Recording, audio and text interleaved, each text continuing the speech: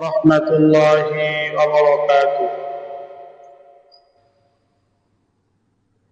إن الحمد لله نحمده ونستعينه ونستغفره ونؤمن به ونتوكل عليه ونعوذ بالله من شرور أنفسنا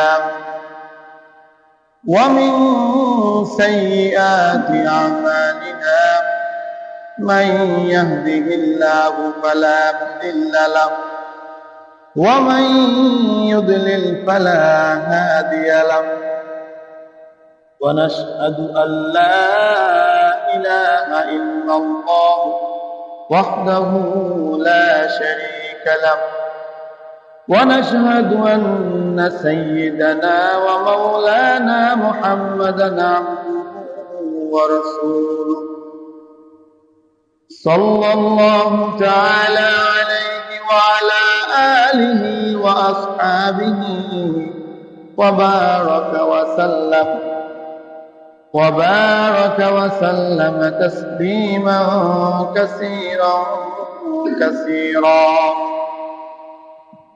أما بعد فأعوذ بالله من الشيطان الرجيم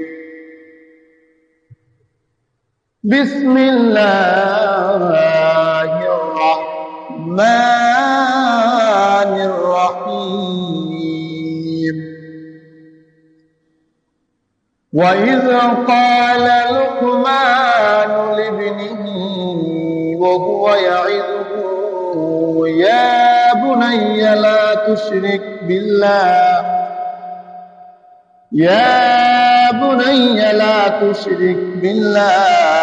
إن الشرك لظلم عظيم.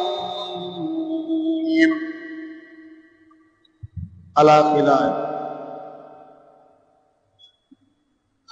قال رسول الله صلى الله عليه وسلم من بنى لله مسجدا بنى الله له بيتا في الجنة أو كما قال عليه الصلاة والسلام إن الله وملائكته يصلون على النبي يا أيها الذين آمنوا صلوا عليه وسلموا تسليما. সকলেই দরুদ ইব্রাহিম পড়ি। اللهم صل على محمد وعلى آل محمد كما صليت على إبراهيم وعلى آل إبراهيم إنك حميد مجيد. اللهم بارك على محمد وعلى آل محمد كما باركت على إبراهيم وعلى آل إبراهيم إنك حميد مجيد. আলহামদুলিল্লাহ, আল্লাহ তাআলা লাখ কোটি শুকর গুজার হচ্ছি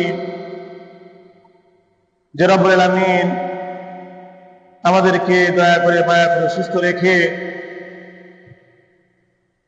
পৃথিবীর সব থেকে উৎকৃষ্ট জায়গা তার ঘর মসজিদে আসার এবং বসার তৌফিক দান করেছেন। এই জন্য তা দেওয়া জবান থেকে সকলে বলি আলহামদুলিল্লাহ। আরো জোরে বলি আলহামদুলিল্লাহ। দরুদ সালাম বর্ষিত হোক নবী পাকের শানে, যিনি মদিনাতুল মুনাওয়ারায় শুয়ে আছেন, তিনার শানে একবার দরুদ সাল্লাল্লাহু আলাইহি ওয়াসাল্লাম। সম্মানিত মুসল্লিয়ানে কেরাম, আমরা আল্লাহ তাআলার পক্ষ থেকে যে আমলের কথা বলা হয়েছিল কুরবানির, সেই কুরবানি আমরা সম্পূর্ণ করেছি। নৈকট্য লাভ করা, ত্যাগের বিনিময় আমরা যারা কুরবানি করতে পেরেছি আমরা অনেক সওয়াবের অধিকারী হব ইনশাআল্লাহ। আর হয়তোবা অনেকের সামর্থ্য থাকা সত্ত্বেও আমরা কুরবানি দিতে পারি নাই। তো আমরা আল্লাহ যদি বেঁচে রাখে আগে থেকে চেষ্টা করব যে সামনে যাতে আর মিস না হয়। তো আমাদের কুরবানির উদ্দেশ্য ছিল যে তাকওয়া অর্জন করা, এটা হচ্ছে মূল উদ্দেশ্য, যে আমরা যেন কুরবানির দ্বারা তাকওয়া অর্জন করতে পারি। তো সম্মানিত হাজিরিন, লুকমান হাকিম তার সন্তানকে উপদেশ দিচ্ছে, وَإِذْ قَالَ لُقْمَانُ لِابْنِهِ وَهُوَ يَعِظُهُ يَا بُنَيَّ لَا تُشْرِكْ بِاللَّهِ। লুকমান হাকিম তার সন্তানকে বলতেছে, ও আমার সন্তান, ইয়া বুনাইয়া লা তুশরিক বিল্লাহ, তুমি আল্লাহ তাআলার সাথে শিরিক করো না। ইন্নাশ শিরকা লাযুলমুন আযীম, নিশ্চয় শিরিক হচ্ছে সবচাইতে বড় অপরাধ। লোকমান হাকিম তার সন্তানকে উপদেশ দিচ্ছে যে তুমি কি করো না, শিরিক করবা না, এটা সবচাইতে বড় অপরাধ, যে আল্লাহ তাআলার সাথে কাউকে শরীক করা। আব্দুল্লাহ ইবনে মাসউদ রাদিয়াল্লাহু তাআলা আনহু নবীজি সাল্লাল্লাহু আলাইহি ওয়াসাল্লামকে বললেন, ইয়া রাসূলুল্লাহ, সবচাইতে বড় অপরাধ কোনটি? নবীজি সাল্লাল্লাহু আলাইহি ওয়াসাল্লাম আব্দুল্লাহ ইবনে মাসউদ রাদিয়াল্লাহু তাআলা আনহুকে কয়েকটি অপরাধের কথা বললেন। তার মধ্যে এক নাম্বার হচ্ছে তুমি শিরিক করবা না, যদিও তোমাকে শুলিতে চড়ানো হয়, যদিও তোমাকে তোমার গর্দানটাকে নামিয়ে দেওয়া হয়। তোমাকে যদি শুলিতেও চড়ানো হয়, তোমার গর্দানকে যদি নামিয়ে দেওয়া হয়, তাও তুমি কি করবা না, শিরিক করবা না, যে আল্লাহ তাআলার সাথে কাউকে অংশীদার স্থাপন করবা। দুই নাম্বার,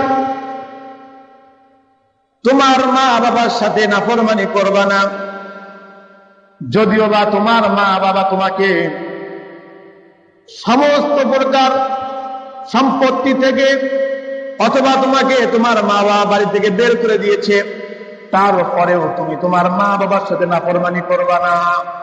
এটা হচ্ছে দুই নম্বর কথা। তিন নাম্বার, নবীজি বললেন, অন্যায় ভাবে কাউকে হত্যা করবা না। কারণ ইসলাম কাউকে হত্যা করার কথা বলে নাই, যে অন্যায় ভাবে তুমি কাউকে হত্যা করবা না। ইসলাম এমন একটি ধর্ম যে যার মধ্যে কি শান্তি। আমরা জানি যে ইমানের স্তর হচ্ছে ৭০-এর উপরে, শাখা প্রশাখা রয়েছে ৭০-এর উপরে।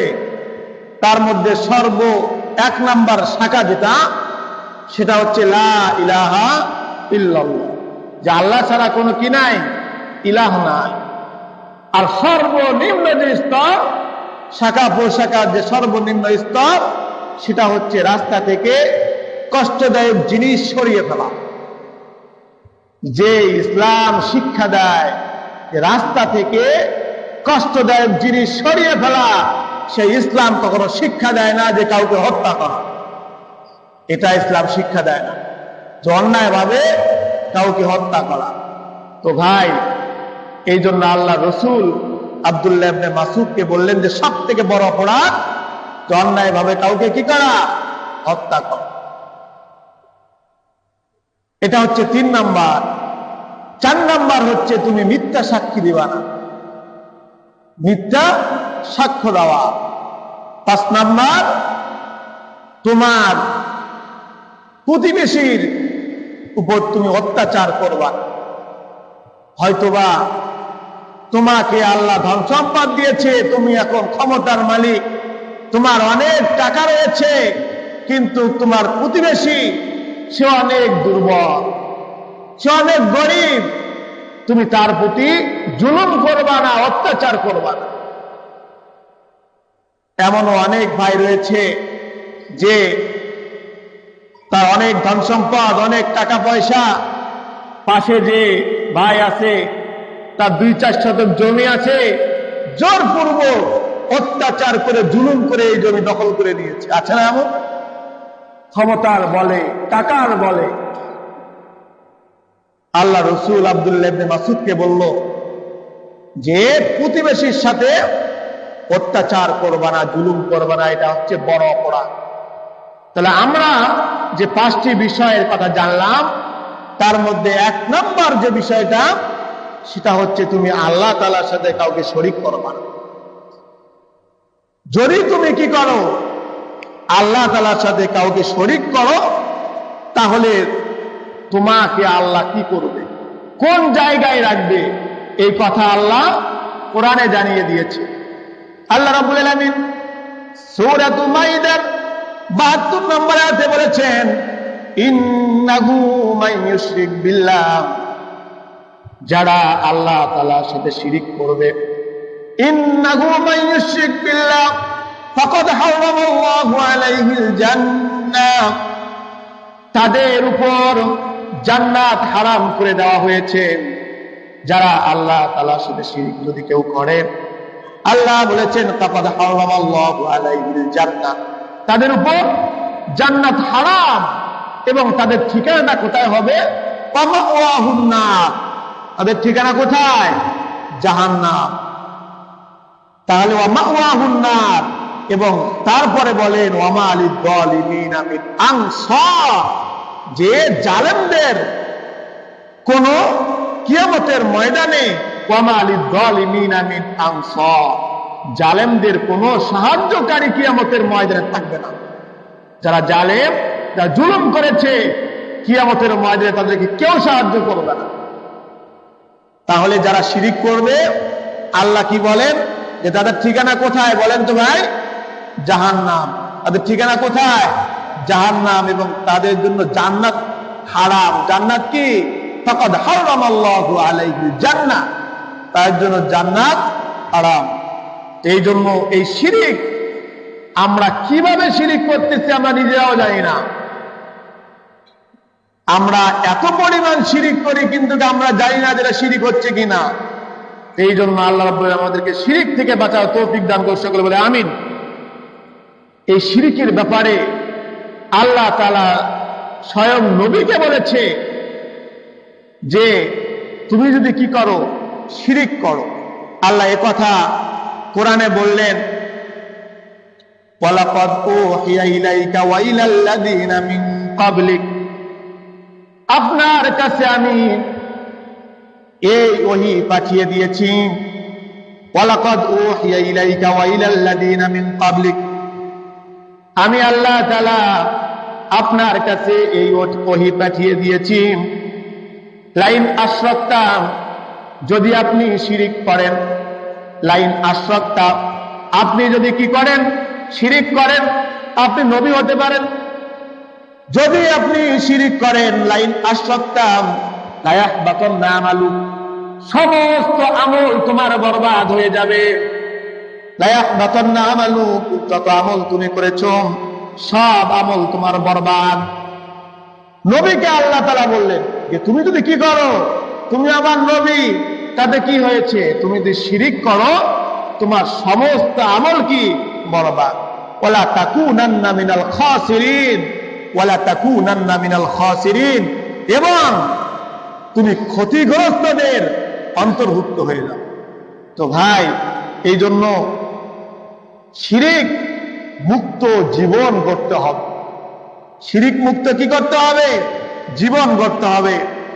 আল্লাহ রসুল হাদিসে কুরসি বলতেছে, তিরমিজি শরীফের 3540 নম্বর হাদিস, আল্লাহর পক্ষ থেকে নবী সাল্লাল্লাহু আলাইহি ওয়াসাল্লাম হাদিসে কুরসি বলতেছে যে আল্লাহ বলেন, কোন বান্দা যে পরিমাণ আশা নিয়ে আমার কাছে মাপ চায়, আমি আল্লাহ ওই পরিমাণ আশা নিয়ে তাকে মাফ করে দেই। বলি সুবহানাল্লাহ। তোমার মাপের আশাটা যেমন হবে, তোমার গুনাহ তুমি আল্লাহর কাছে যে পরিমাণ আশা নিয়ে মাপ চাইবা, আল্লাহ ওই পরিমাণ আশা নিয়ে তোমাকে মাফ করে দিবে। সুবহানাল্লাহ। আল্লাহ বলেন, ও আমার বান্দা, তোমার গুনাহ যদি আকাশের চূড়ায় পৌঁছে যায় এবং তোমার গুনাহ যদি জমিন পরিমাণ হয়ে যায়, তুমি যদি তোমার এই আশা পরিমাণ তুমি যদি খালেস ভাবে তওবা করতে পারো, ও আমার বান্দা, তুমি যদি তওবা করে আমার দিকে ফিরে আসো, আমি আল্লাহ তোমাকে বলতেছি, তোমার এই আকাশচুম্বী গুনাহ এবং জমিন পরিমাণ গুনাহ আমি আল্লাহ সমস্ত গুনাহ তোমার মাফ করে দিব। সুবহানাল্লাহ। যে কোন বান্দা যখন গুনাহ করতে করতে, আমরা অনেকেই ভাবি না যে এত গুনাহ করছি আল্লাহর কাছে মাফ চাবো। আল্লাহ বলেন, তোমার গুনাহ যদি আকাশের চুম্বি পর্যন্ত, আকাশের চূড়ায় পৌঁছে যায়, তাও তুমি আমার দিকে ফিরে আসো। তো ভাইরা আমার, তাহলে এই শিরিক থেকে আমাদেরকে কি করতে হবে? বাঁচতে হবে, যে আল্লাহ তাআলাই সব করে। এই ইয়াকিন আমাদের মধ্যে কি করতে হবে? রাখতে হবে। তো আমরা